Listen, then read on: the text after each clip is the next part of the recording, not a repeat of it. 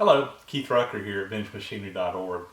So, put together another episode of Odds and Ends for you guys this week, and this week is probably also going to be kind of a short episode, mainly because I just haven't gotten a lot done this past week, shop-wise.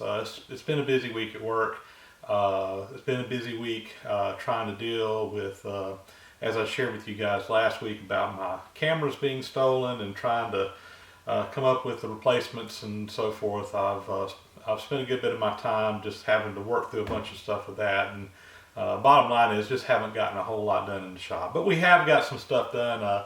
I did get out one afternoon this week for just a little while, and then on Saturday I spent a couple of hours at the museum. I actually had to take my daughter to an event for school, and anyway, they had a little thing today, and so I only got to spend a couple of hours out there, which is fine. I always look forward to spending time with my family as well, so it was a good opportunity for me to do that. So, but we'll put in some of that. We got some shop content still dealing with Mammoth bearings and getting those shafts ready to the main jack shaft ready. We got some pulleys put on. We got some pulleys cleaned up. So anyway, we'll get to that. We'll mix that in a little bit later on.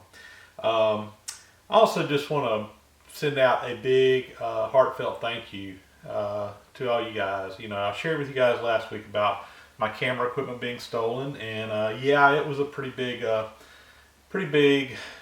downer on my whole week, to be quite honest with you, dealing with all that. But the support you guys gave me in many different ways was just overwhelming. Really heard from an awful lot of you guys, and I know, this, it's just a camera. And it is, guys. It's just a camera. It's stuff. It's a thing. It's something that can be replaced. I'm just thankful that if something bad's going to happen, there's a heck of a lot worse that can happen than losing a camera, and I'm so thankful for that. But I want to specifically say thank you to all you guys out there, and there were quite a number of you. I didn't ask anybody to do this, and I'm not asking anybody to do this. Didn't want to ask anybody to do this, but a lot of you guys contributed monetarily toward replacing some of my equipment, and that was quite honestly unexpected. So several of you posted something on the comments about wanting to make a donation, and there were some different people wanting to set up some different things, and in the end I actually, on my VintageMachinery.org website, I've got a donate link on there where you can donate through PayPal to help support that website. And I told everybody that tried to do that, so if you want to do it, I'm not asking anybody to do it, but if that's what you want to do, just do it through the PayPal link over there. That's the easiest way for me to handle it. And wow, I've gotten, let's just say that the cost of my new camera has been greatly offset, and that's been a blessing, guys, and I just cannot thank you enough for all you guys that did that. So a lot of you guys did most of you did the PayPal thing. I had one guy sent me a Amazon.com gift card via email, and then I went to the mailbox one day this week and had a card in there, or a note in there, letter in there from didn't know who from. It was anonymous. They didn't put a return address on there or anything, and there was a nice piece of U.S. currency stuck inside of there, and just a little personal note. And again, totally unexpected, totally unnecessary. But guys, thank you so much. And I will tell you too, I'm shooting this right now on my new camera. I went ahead and ordered a new camera. Got one ordered from Amazon first part of the week. It got in toward the end of the week, and so I'm excited about that, and I've been using the T5i, or what some people call it was a T3i. I can't remember what the number is over in Europe, but it's a different number outside the U.S. But the T3i, which is it's a nice high-end digital DSLR, but it's not really the professional grade. It's more the, I guess, middle of the road grade. And it has served me well, guys. It was a great camera, but I had been seriously thinking about upgrading to a more professional grade camera for a while. I use my camera not only for shooting video here, I do a lot of photography work, and I use it at work for doing stuff. And anyway, I've been thinking about upgrading to a 70D for a while, and this really wasn't the time frame that I had in mind on doing it. But as long as I was having to replace cameras, I just went ahead and bit the bullet and got the 70D, which I'm excited about. And I've been playing around with it a little bit. Hopefully these videos will come out all right. I'm still learning how to use the new camera, the bottom line, and there's obviously anytime you go from one model to another model, there's a little bit of a learning curve. So I'm dealing with some of that, but hopefully everything's going to be good. In fact, I haven't even downloaded this video yet to see what it looks like or sounds like. So we'll see. But anyway, thank you again for everybody that I didn't ask you to, but a lot of guys just did it anyway, and I thank you guys for contributing toward that. You know, I got the camera. There's some other equipment that I'm going to have to probably upgrade over time. One of the things that a lot of people have commented about this before, that I always, or I started doing fairly early on, was I started using a wireless mic because it just helps take out a lot of the background noise, ambient noise, and picks up better sound quality. And you know, I'm gonna be without a wireless mic for a while until I can go ahead and bite the bullet and purchase one of those. Which you know, I'm gonna try to do that probably in the next couple of weeks. But anyway, that's kind of probably been my next thing. And I mentioned this, I think, last time. Charles Marlin, who has been just a huge help to me, guys, with all my pattern making stuff and doing 3D printing for me and doing some computer 3D modeling and SolidWorks on some of my different projects. Really had a lot of fun going back and forth with Charles over the last couple of months. Well, when this happened, I actually sent Charles a note about it back before I had even posted the video. Before I could tell him not to, Charles put a GoPro camera in the mail to me and said, hey, this is a loaner, use it as long as you need it. He said he really doesn't use it at all. He says, if I want to, I can keep it forever. So I did use that GoPro a little bit this week for shooting a couple of things while I didn't have the camera. So thank you, Charles. And I use the GoPro in addition to my Canon. I mainly use the GoPro for kind of getting those little close-up shots. Sometimes I'll have two cameras going at one time on some things in the shop, so it'll be real nice to have that GoPro. And eventually, you know, I'll probably go ahead and bite the bullet and upgrade to the new Hero 4 Plus model, which GoPro's actually come out with a new camera here in the last couple of months. And you know, so again, it'll give me an opportunity or an excuse, I guess, to upgrade. And some of you guys actually sent out some information about another camera that's similar to the GoPro, and I need to look into that. It's not near as expensive as the GoPro, and I'm going to do some research on those, so we'll see. I was pretty happy with my GoPro, though, and kind of familiar with how to use it, so we'll see. We'll see. Haven't made up my mind on that, but since I've got the GoPro from Charles, I'm good to go for a while. So enough of me rambling on. We'll get into the content, and we do got some shop content in here, basically, again, working on some bearings and stuff. Also, later on in the video, we'll divulge the mystery tool from a couple of weeks ago and kind of tell you guys what that is. And as I mentioned again before, I lost the video that we shot showing how to use that when my camera was stolen. This is something that I should have downloaded, but I didn't, and it's gone. So we had to get creative, I guess, on trying to explain how that worked, and hopefully we'll be successful in conveying the mystery tool, and so you guys maybe get an understanding of what that was, and we'll get to that later. So these bearing caps have been cooling now, actually, for several days, and finally got a chance to come out here and fool with a little bit. So we're going to pull these off and get these bearings cleaned up and ready. So that'll include doing a little scraping. Have to make some spacers to go in here to properly put a gap between them, and put in some oil grooves in the babbitt, which we'll do when we get all these pulled off. So let's see about getting these off.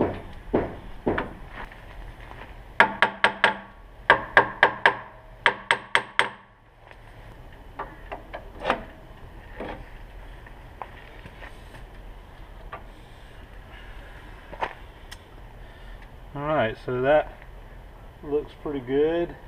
Pretty happy with those, that bearing. We'll finish getting it cleaned up. Let's get the other one off. So alright guys, we're trying out a brand new camera. I got my new DSLR video camera in, kind of replaced my old one. And this will be the first time I use it, so we'll see how it goes. I will tell you guys that I don't have a wireless mic yet. I haven't replaced that yet, so we're using the built-in mic on the camera, which usually isn't as good, pick up a lot more ambient noise. So if you hear that, I apologize. We'll try to get a new wireless mic as soon as I can save up a little bit of cash to buy one. So anyway, enough on that. It's cold this morning. You can see me dressed up here. I'm kind of a wuss when it comes to cold weather. I live in the South. We're supposed to be warm, and this is our second cold snap of the winter so far, and got down below freezing last night. So anyway, I'm bundled up this morning trying to stay warm out here in the shop. Anyway, that's why I'm wearing all this garb. But we've got the bearings here, and we're going to be doing some work on this, just getting them ready. And they're in pretty good shape, but I'll kind of go through the process of what we do after we pour these to just kind of get them finished up and ready to go. So I'm going to zoom you in here so you can see this. So this one is in pretty good shape, all in all. But if you do look, we got some places on here where the Babbitt, we had those little spacers that kind of went right along this area here, and it did a good job. We keeping that Babbitt in there. We got a couple places where it's up a little bit rough in some places on here. So we're just going to take a file and just kind of clean these up. And Babbitt cuts real easy. I use a rasp. This is actually like a horseshoer's rasp file, and sometimes I will use this real coarse side. Babbitt cuts, this is pretty soft, so you can cut it with this, but mostly I'm using this side of the rasp here. And we can very easily come in here and just kind of clean this thing up. And it shaves the Babbitt shavings off pretty well. This one's in pretty good shape. Had a little bit, this is the side that the spacer was on, or not the one that positioned it, but just the collar. And the Babbitt kind of filled in a gap there. It wasn't up real tight. I think the bottom cap was out just a little bit more, so it left a little gap here. And of course, that filled up. That's why you want to use damming material with the Babbitt right. If we hadn't had dammed that up, the Babbitt would have just poured right out, and we wouldn't have had a good pour. So anyway, we'll do that. I think I'm going to flip it over. I'll save you the boring stuff here, and we'll get all this filed out. So now that we got that kind of filed up and cleaned up, the next thing I'm going to do is just do a real light scraping on this. And to do that, I'm using one of these Babbitt scrapers, or you can still pick these up. You can buy them new even, but find used ones on eBay. I've got a whole collection of them. These are made by Miller's Falls. But first thing I'm going to do is just kind of come in here and just kind of cut the corners of these out. Make sure I don't have a sharp burr on either side. And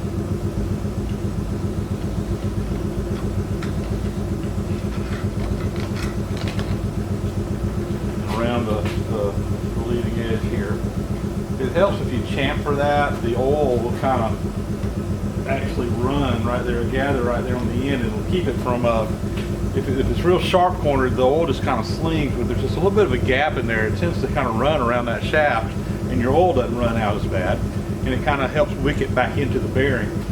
So I have found that to be a nice little trick. You don't need much of a chamfer, just a little bit of chamfer around the outside of that shaft. Now the next thing I'm going to do is just kind of get in here to the bearing itself, and I'm just going to lightly scrape the whole surface in here. I'm not scraping this to fit at the time. If we have a bearing that's not running good, sometimes we'll glue up the shaft and find the high spots and scrape them down, depending on the application. But right now, I'm just kind of making sure there's nothing rough in here on this surface. And you got a few little dimples and little air pockets in here from when the Babbitt is cast.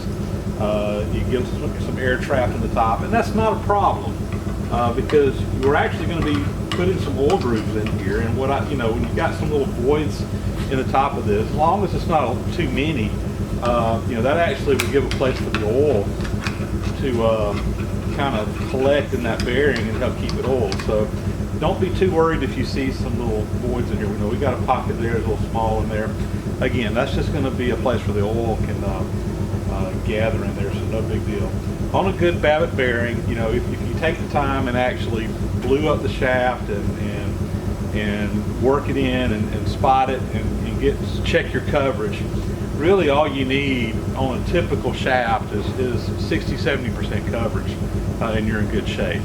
So don't be too worried about some of these little imperfections in the Babbitt itself.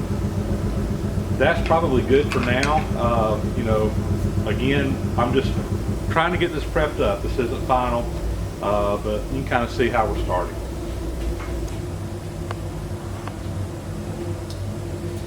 Alright, so the next thing we need to do is we need to actually drill out the oil holes here. So, we have 3 holes in here that we use for pouring the Babbitt in, but these are also going to be oil holes for the oil to come down to.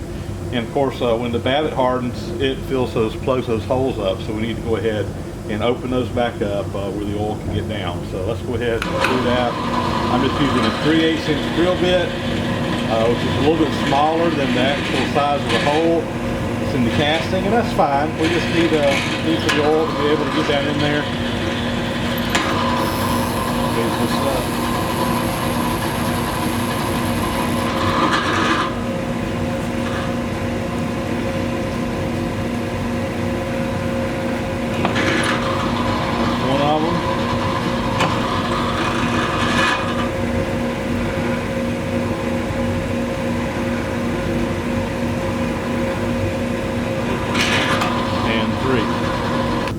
So now what we want to do is we want to start cutting the oil grooves in here for the oil to be able to flow. So the theory with Babbitt is that what you're actually doing is the shaft that's running inside this bearing, if everything is just like it's supposed to be, the shaft is actually running on a very thin layer of oil, and it's never actually coming in contact with the Babbitt metal itself. That's in theory. Now in practicality, you're going to have some rubbing on here, and in that case the idea is you have a material that's softer than the shaft so that you don't mess the shaft up, and you will get some wear in this material over time, and that's not a big problem because we're going to put shims in between these, and you can actually over time come in here and re-scrape these bearings, refresh them, remove some of the shims, and until you get down to where there's no shims, you can always adjust these bearings out as they wear in. But in theory, it's running on that thin layer of oil, and it's a very effective bearing. You got a lot of surface area covering it from one end to the other. If everything's good, you don't really have a lot of friction, and it just runs like a charm. So that's the idea behind Babbitt anyway. But in order to make sure you got good oil coverage, we do need to cut some passages in here so that the oil can get good coverage across the entire bearing surface. So we want these oil grooves in both the top and the bottom of the bearing. And right now these are the top shells. Of course, they're turned upside down in the vise I'm working on. But the oil will be coming through these holes on the top side, gravity pulling them down, and we just need to cut the grooves to distribute that oil across this bearing. So I've got a little tool here. This is actually just made out of a punch. It's got like a little V groove on the end, and again, Babbitt's pretty soft. I'm just going to kind of scratch me a channel across here, and then we'll just kind of come in here, and I'll just kind of work this, scrape in a oil groove. At some point, once I get it going, I'll take a hammer and you can kind of tap it. You don't want to take too big of a cut at a time with this, but we want to get a nice oil groove going through there for that oil to travel through.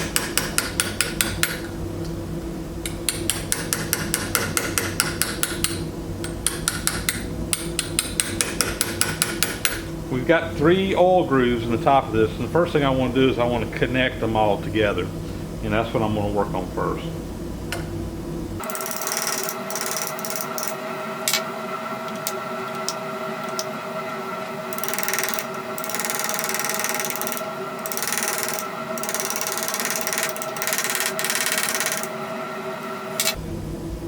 In this case, I got this pocket right here, and what I want to do is I'm going to actually run a channel straight to this pocket and let that just kind of serve as an additional reservoir in the top of the bearing.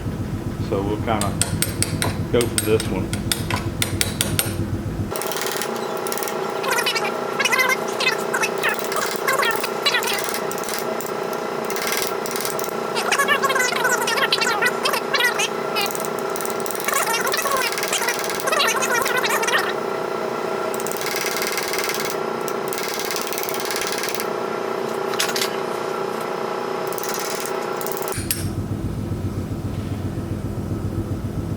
Alright, so we've got a good slot going all the way across now. So when we pour oil in these holes, it should distribute oil, you know, not all the way to the very end on either side, but within probably about a, you know, 3/4 of an inch or an inch to the end of the bearings, and that's real good.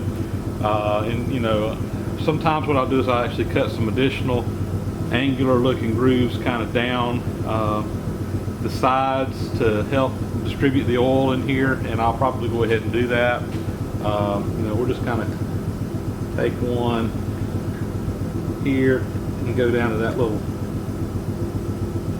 reservoir that we've got in there.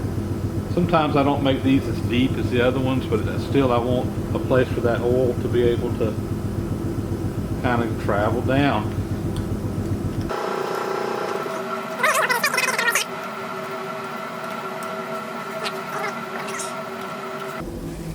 And I'll come back from the other side and do the same thing.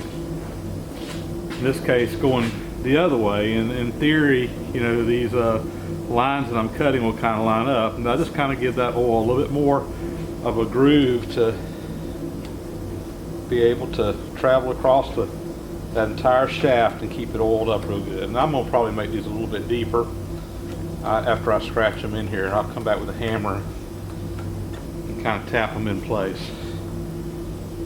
I've had people ask me about using a rotary burr or something instead of doing this by hand, and you can do that with a little Dremel tool or something, a die grinder, but one thing I have found is that this Babbitt is so soft that it'll gum up a cutter pretty quick. It's a lot of times for me it's just faster to do it by hand, because you spend more time unclogging your die grinder cutter than if you just scratch them in here. So at least that's been my experience. Your mileage may vary. So anyway, that looks good. So now we've got some good coverage all the way across there. And I'm going to make these just a little bit deeper. I'll probably do that off camera because it gets kind of tedious. But you can see the process. That bearing cap is now pretty much ready to go back on. We're going to do the same thing to the other one. And then we're going to also go out and cut a few oil grooves in the bottom shells as well. Alright, so the next step here is we need to cut some shims to go in between here, between the two halves of the bearing. And to do that I'm just going to use some gasket paper and some different thicknesses. And the way I make these is I just lay the gasket paper up on there, and using a ball peen hammer I just kind of come in here and you can kind of tap right along the edge of that,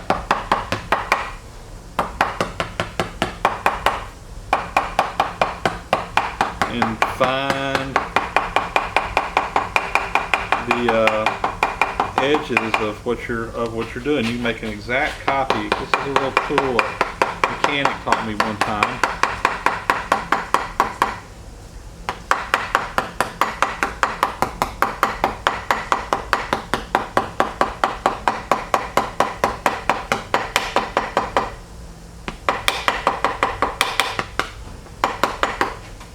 And we even cut our hole for the bolt hole. So when I pull that off, now I've got a very nice surface. A lot of times this will actually cut the paper enough you can just tear it off, but usually I'll now come in here and take my scissors and just cut it out along there, and I've got an exact copy or profile here to match what I'm doing. I'm going to make up a bunch of these and have them ready to go back on the machine. We'll get some scissors and just cut those out. So we're getting ready to put the two center pulleys onto the shaft. So the bearings are all scraped up, pretty much ready to go back together. But before I put that shaft in there, there's these two pulleys that go in between the two bearings, and I want to go ahead and get those on. So just a little on these pulleys. What we ended up doing on these is I ended up just carrying all these pulleys to a place in town that does some custom sandblasting and have them sandblast these. And rather than me trying to get in here with a wheel and clean them up, we're just going to take way too much time. And we carried them up there, and they had them sandblasted within an hour. And anyway, it cost us about $75, but it was well worth it because you can just do a much better job sandblasting in there. And they're set up to do it better than we are here. I could have gotten our sandblaster out, but it was just much easier to do that. So we've already painted the insides. I haven't got the outsides painted yet.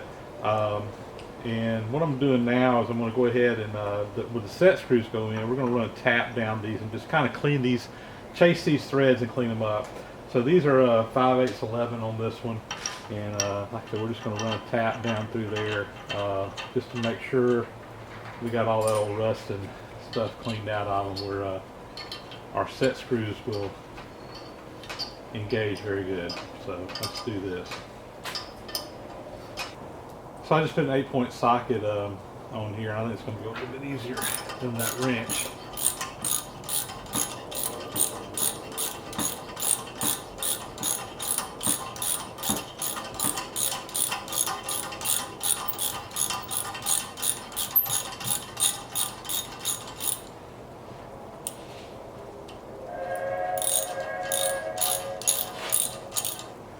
So you can see all the crud that came out of that, just rust and gunk. So that was well worth the effort.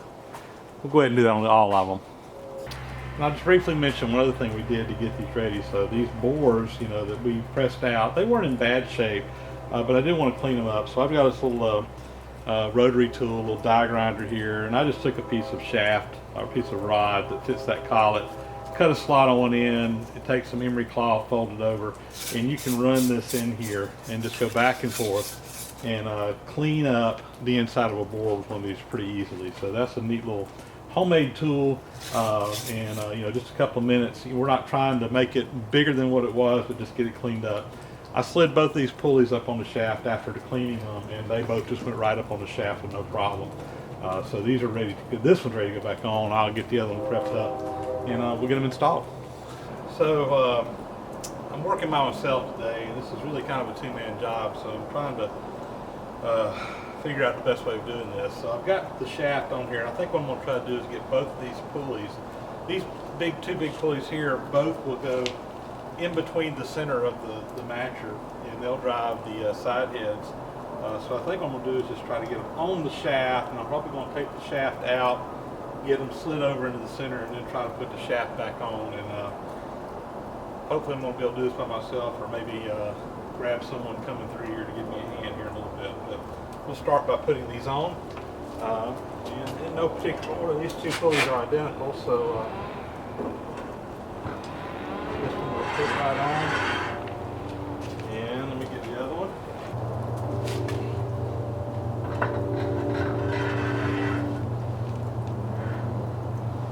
Okay.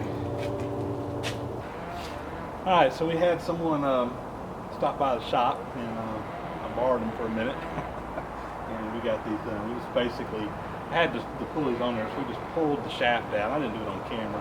Pulled the shaft out, we slid the pulleys over and just put it back in there. It took about 2 minutes, if that long.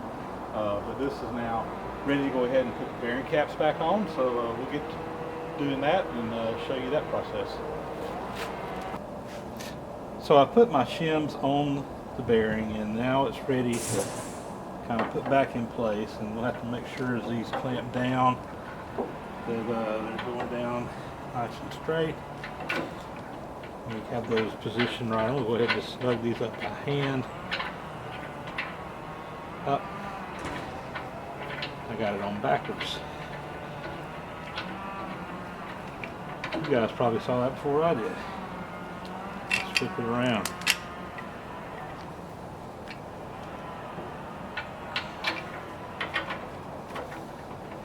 Yeah, that looks better.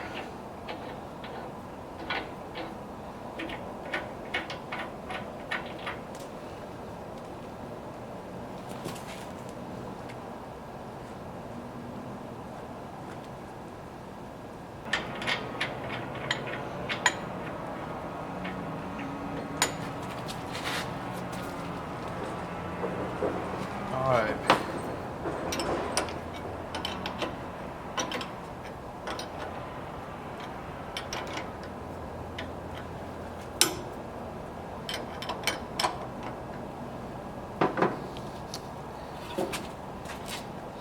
All right, that's on. I'm gonna worry about adjusting these once I get a pulley on here and get some leverage, get some oil in them, and then we'll snug those up. I need to trim these shims up a little bit on the ends as well.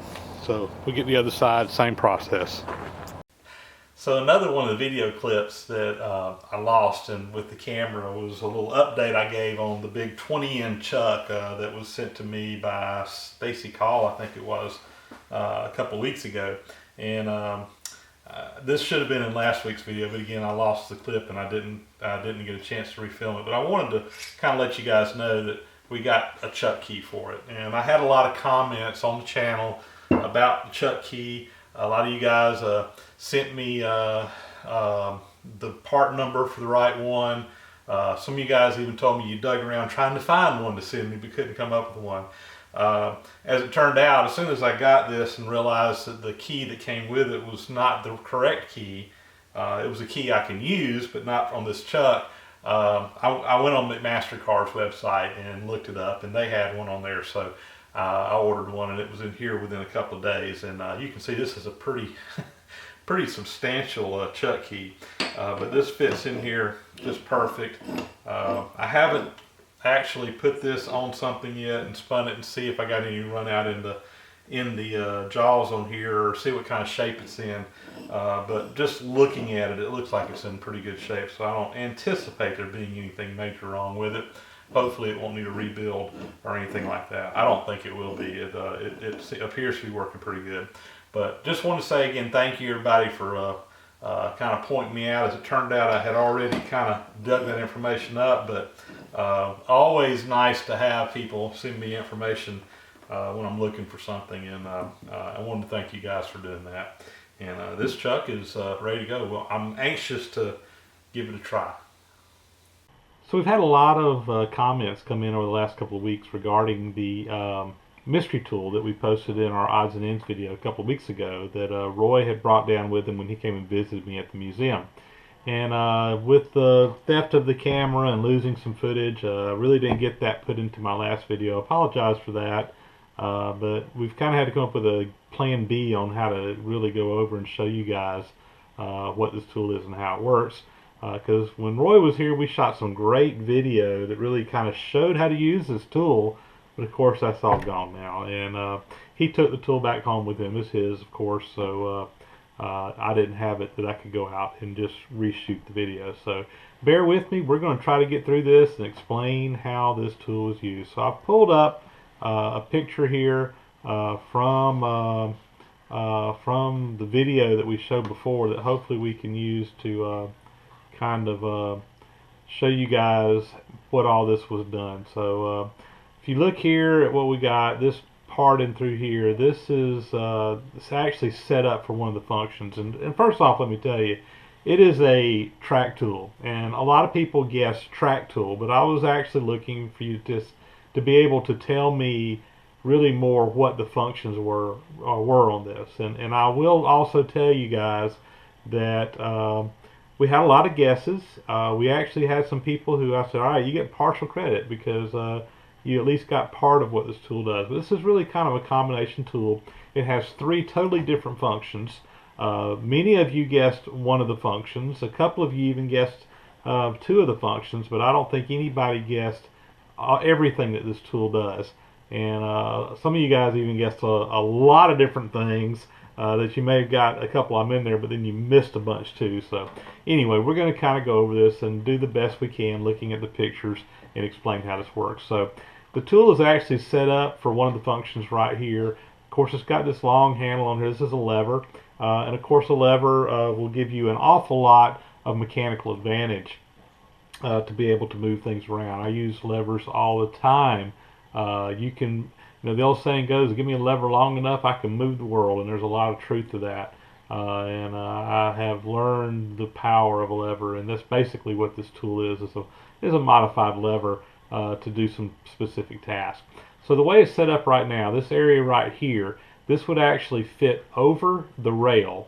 And when you crank this back and forth, this little cross-looking piece here, it's got a couple different places. You can either put this part or the angle part here onto the corner of a railroad tie, and you can either push or pull that tie to straighten it up on the rail. So without having to pull the spikes out of the track, you can actually do it with the spikes and tie plate in place. You can actually shift that whole tie left or right a little bit to straighten it up. So if you got a tie that's not perfectly perpendicular to the rails, you need to move it a little bit. Basically, by using this, you could do that. So this right here, when it grabbed on the rail and you kind of put a little tension on it, it kind of cocks it just a little bit. And when you cock that rail, it grabs a hold of the rail, and then you just are able to push or pull the tie. And we did this out on our track. We actually had a tie that was it was probably a good 5 or 6 inches out of square, and in just a matter of a few minutes we were able to straighten that out without having to pull any spikes. So that is one use of it. So the other uses over here, what you do is you basically pull some pins out, and you would take these attachments off and put on some other ones. So the next one I'll show you, this piece here would go on the front part here, I believe, or it may have been on the back one. I can't remember which pin you put it on. And then this piece here, this is a screw that goes down in there, and this is kind of a little stand. And what you would use this for is for lifting the rail up off of the tie. And the way Roy explained this to me was when they put in a lot of the original railroads back many years ago, back in the 1800s, they didn't have tie plates. A tie plate really wasn't an invention. And what the tie plate is a steel plate that sits under the rail, between the rail and the railroad tie, and it kind of distributes the weight of the rail out over that tie over a bigger surface area, which gives you a better footprint. And it's also got some holes in it that your spikes will go down through the tie plate. So when they came up with the tie plate idea, they actually had to go in and put tie plates into a lot of railroads. So what they would do is, again, kind of hook this piece onto the rail, and it would hook up underneath the bottom of the rail right here. And using this piece here, and you could screw it up or down to adjust the height, you would then push down on the lever, and that would raise the rail up off of the tie high enough that you could slide a tie plate up underneath the rail, and then you would drop it back down and put your spikes back in. So I don't know that anybody actually guessed that specific use. I had several people guess that it was for jacking up the rail and the tie together for leveling ties, but that really wasn't what we're doing here. We're leaving the tie in place and just raising the rail up to be able to put a tie plate up underneath it. So again, that's another one of the uses of this, is to raise that rail up. And then the third attachment here, you use this little piece here that has the little ratchet jaws in it, and then you'd have this piece here that goes across along again with this piece that clamps onto the rail. So again, this one here, this would be on one of the pins. This part here would be on the other part of the pin. You would hook this onto the rail. This big casting here with the ratchets in it, this part back here in the back, that would actually go onto the ballast, and as you tighten this up, it would push this down into the ballast and give you a good surface area to be able to push against. And what this was for was actually moving the entire track over with the rails and the track, everything all together. So what you would do is, again, hook it there, and you would kind of push in here, and the first couple of times you do this, it's just pressing all this down into the ballast until you get a really good firm footprint. Then when you start pushing on it, you're actually pushing the rail, which would be spiked down to the ties, and it would literally just move the whole track over a few inches. Will on one push it may only push it a half an inch or something. Then you would go up to the next notch here and get your next push. And this is very handy for doing track work. A lot of times when you're sometimes the tracks just move on their own, and you need to go in there and kind of straighten them out and get them lined back upright. If you're trying to hook in a switch or something like that, you may need to make an adjustment in the actual track itself. And I could even see situations where you may have 3 or 4 of these all being used at the same time by different guys and really moving big sections, working together with this. So all in all, again, it is a track tool, and it's for shifting ties to straightening ties. This part here is for lifting the rail to put in tie plates, and then this piece here in combination was used for actually moving the entire track over. So thank you, Roy, for bringing that along and sharing that with us. Again, I apologize for not having the video that we shot showing how to do this, but hopefully my explanation here will kind of tell you guys how it worked and how it was used for. And I also want to thank all you guys out there that made guesses. And again, we had a lot of really good guesses, and I gave partial credit to a couple of you guys for at least getting part of it right. But I don't think I have anybody that actually got everything right. So good mystery tool, Roy. You stumped some folks. So there you go, guys. One more episode of Odds and Ends in the book. Again, I apologize for the content being a little bit short this week, but again, just didn't have a whole lot of time to be out in the shop recording, and didn't have equipment to do it part of the week. So anyway, these troubling times will pass. We're already getting past them, and got the new camera in, and we're back in business. So over the next couple of weeks, hope to have a lot more content coming to you guys. Good news is for me is we're kind of winding my year down at work. I've got a good bit of vacation time to burn up between now and the end of the year, and that will probably result into some good shop time and some additional opportunities to shoot video on some different projects. So between now and the first of the year, hopefully we'll be having a good bit of new content coming up on the site. Getting real close on the matcher. Man, it killed me to not be able to finish getting that jack shaft all worked out today, having to leave and not get that done. But we'll get out to the museum probably one evening this coming week and get all that knocked out, and hopefully get some belts on that thing and start at least getting it to spin and see how everything's gonna work. So I'm looking forward to that. We're so close, so close. We're getting really close. Thanks, guys, for watching. Thank you all my subscribers. Please leave me some comments. I always enjoy your comments, and we'll talk to you guys very soon.